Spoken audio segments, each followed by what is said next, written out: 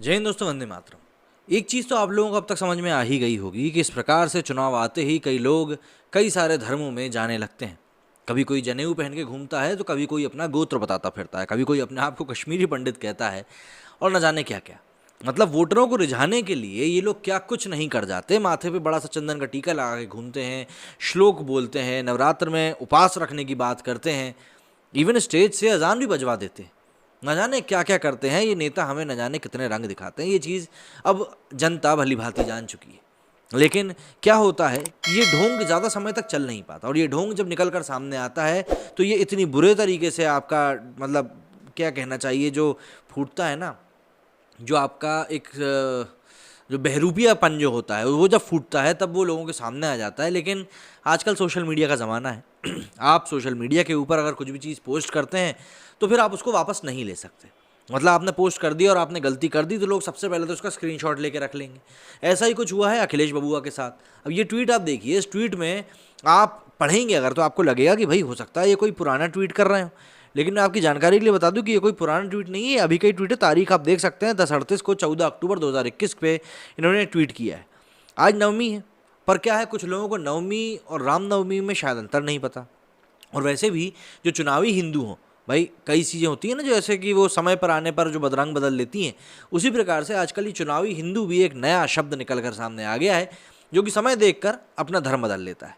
तो इन लोगों को धर्म के बारे में ज्ञान होना तो वैसे भी एक बहुत बड़ी मतलब उपासना हो जाएगी इस चीज़ की। ऐसा ही कुछ होता है। तो अखिलेश यादव जी ने ट्वीट किया कि आपको और आपके परिवार को रामनवमी की अनंत शुभमंगल कामनाएं।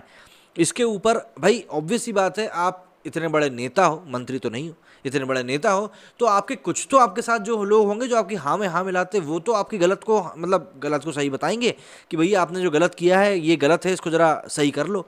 लेकिन क्योंकि ये लोग ऐसे चमचों से घिरे रहते हैं जो कि इनके गलत को गलत और सही को सही बोलते रहते हैं, गलत को गलत तो नहीं बोलते, गलत को भी सही बोलते हैं, तो ये लोग कभी इसीलिए आगे बढ़ नहीं पाते।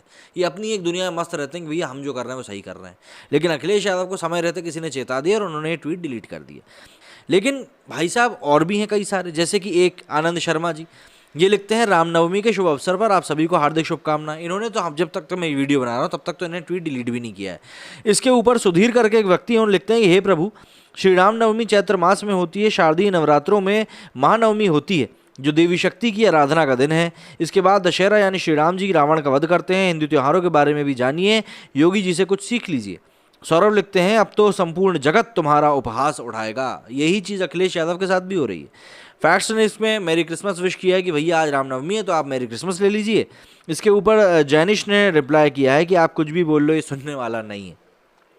विकास जैन लिखते हैं कि आज रामनवमी नहीं है, महानवमी है। यही कारण है कि जिसकी वजह से आरएसएस वाले कांग्रेस को हिंदू विरोधी पार्टी बताते हैं। पता है आप हिंदू हो, पर कहने का कारण ही आप हो। प्रिया लिखती हैं कि अखिलेश यादव की तरह आप भी कुंभकर्ण हो, 6 महीने बाद जागे हो। आज महानवमी है, रामनवमी नहीं। कांग्रेस में सभी के सभी पप्पू हैं। अभय प्रताप लिखते हैं कि ईद मुबारक, इन्होंने ईद विश कर दी। सिद्धार्थ लिखते हैं कि अरे मैं आपका प्रशंसक हुआ करता था, पर आप तो ब्राह्मण होते हुए भी आपको महानवमी और प्रभु श्री राम नवमी में अंतर ही नहीं पता। दादाजी कहते हैं कि ये चुनावी हिंदू हैं। धवल ठक्कर ने लिखा है कि रामनवमी का पर्व चैत्र मास में मनाया जाता है और शारदीय नवरात्र में महानवमी होती है जो माँ दुर्गा की आराधना का दिन है। इसके बाद दशहरा यानी जिस दिन भगवान राम रावण का वध करते हैं आता है। यही होता है जब कार सेवकों पर गोली चलाने वाले चुनाव आते ही हिंदू बन जाते हैं। इसके आगे विजय कुमार ने लिखा है कि आप भी महानवमी और रामनवमी में अंतर नहीं बता सकते। ठाकुर ललित लिखते हैं कि सिर्फ ईद की मुबारकबाद और इफ्तार पार्टी देने वाले आज रामनवमी की शुभकामनाएं दे रहे हैं, तो इससे अच्छे दिन देश के सनातनी भाई बहन हिंदुओं के लिए भला और भी क्या हो सकते हैं। हे भगवान, मोदी जी इन सबसे क्या क्या करवाएंगे, पर जनता पूरे मजा ले रही है। राम गोपाल सिंह लिखते हैं राजनीति के रावण का भी वध कल होना चाहिए श्री राम के हाथों।